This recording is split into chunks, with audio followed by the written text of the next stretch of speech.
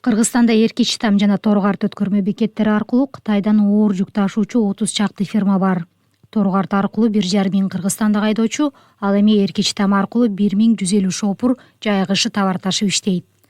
Соңку кезде Кытайдан ички керектөө жана транзит үчүн ташылчу жүктүн көлөмү азайып жатканы айтылууда. Анын себебин Кытайдан оор жүк ташып иштеген айдоочулардын Сапарман бирикмесинин төрагасы Максат Дүйшеев BBC-ге деп түшүндүрүп берди.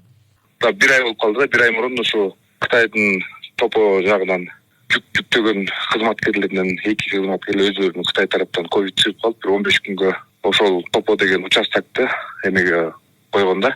Санитарный режимдечи ковидтени 15 күнгө жапкан. Бирок Урумчиден келген түздүктөр бери чыгып атты. Күнүнө средний расчет менен алганда 70-80ге чейин машина чыгат.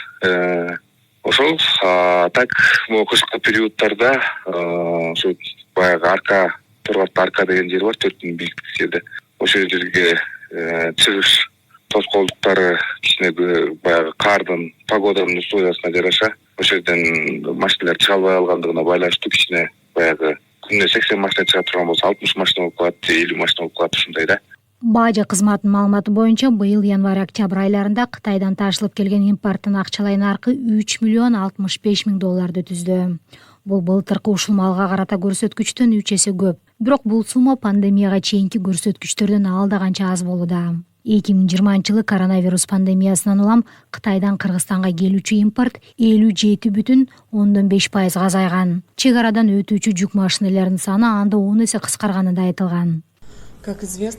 Пандемия маалында Кыргыз-Кытай чек арасы такыр эле жабылып, ал кайра ачылган Торгарт менен Эрки Читам аркылуу күнүнө 1-2ден эле жүк ташуучу унаа өтүп турган. Кыргыз тарап Кытайдын бүт талаптарын аткарып, бүгүнкү күнү товар агымы пандемияга чейинки абалга жакындап жатат. Ушу тапта суткасына 90-100дөн машина менен товарлар ташылып жатат, деди BBC-ге бажы кызматынын өкүлү Гулиза Чубакова. Бирок кыргыз өкмөтү ташылып жаткан азыркы жүк көлөмүн дагы көтөргүсү келет. Бажы кызматынын төрагасы Самат Исабеков.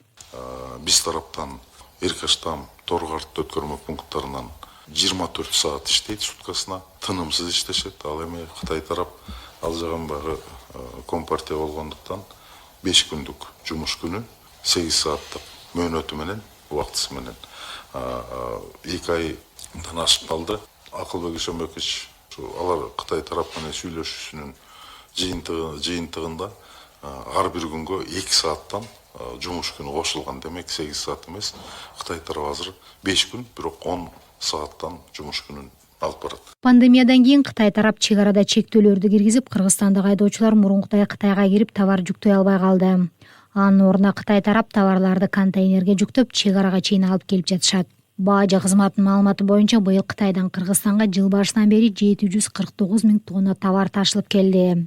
Салыштырсак, былтыр коңшу өлкөдөн 500 миң, ал эми 2020-жылы болгону 349 миң тонна жүк келген. Оор жүк ташуучулардын ассоциациясынын төрагасы Темирбек Шабданалиев Кытайдан жүк ташуунун солгундап жатышынын дагы бир себеби катары Казакстандын Хоргозго байланыштуу экономикалык кызыкчылыгын атайт. Эксперт коңшу өлкө Кыргызстан аркылуу товар ташууда чек арада ашкере бюрократия орнотуп, Кытай ишкерлерин жүктү Хоргоз аркылуу алып өтүүгө мажбур кылганын белгиледи. Алар тажап, ошо казактардын жана бюрократиясынан, анан жанагы волокитасынан тажап, кымбатчылыгынан тажап, андан көрүүчү казактар менен иштейбиз деп Хоргозго кетип калышпадыбы? Топодон эле түптүз эле Хоргозго жакын эле 200 километрдей, ошол жактан жөнөтүп, а бизге болсо 1700 километр бизге келиш үчүн. Ошо менен Кытай содергерлерине казактар атайы ошондой шарттарды түзүп качырды, деди Темирбек Шабданалиев. Кытайдан товар ташууда буга чейин Кытай тарап менен кыргыз расмийлеринин сандары ача чыгып, бул дагы бир топ талаш талкууларды жараткан. Кыргыз өкмөтү болсо Кытай тарап Кыргызстанды көздөй кеткен товарларды транзитке кетүүчү товарлар менен кошо эсептеп жатканын жөө кылат. Сиздер BBC дүрбүсүндө подкастын уктуңуздар. Аны бул жолу мен Элеонора Сагындык кызы алып бардым.